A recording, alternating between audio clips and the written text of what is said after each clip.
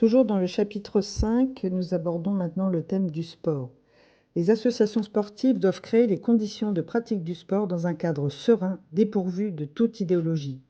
Les subventions seront maintenues, mais fortement conditionnées à la signature et l'application du contrat d'engagement républicain, CER, tout comme la mise à disposition des équipements publics. Nous effectuerons des contrôles inopinés et ce sera une tolérance zéro pour le non-respect de cette charte.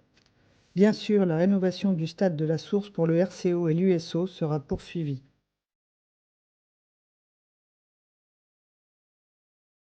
Alors, toujours dans le cadre du sport, nous sommes ici devant le Palais des Sports d'Orléans, situé en centre-ville, qui a été un peu abandonné depuis la construction de l'aréna au sud de la Loire.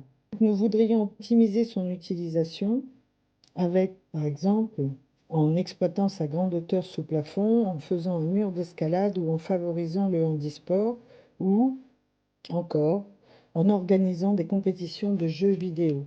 De même, il se trouve l'ancienne piscine qui n'est plus exploitée, qui coûterait très cher à combler, et on lancerait un appel à projet pour voir ce que l'on peut en faire avec comme exemple un data center avec récupération de chaleur ou un skateball ou encore une expérience, un bassin aquatique d'expérience immersive en réalité virtuelle. Enfin, nous effectuerons un audit des gymnases et des stades en demande de rénovation avec une programmation claire qui devra intégrer pour les gymnases l'isolation thermique, mais surtout l'accès aux personnes à mobilité réduite.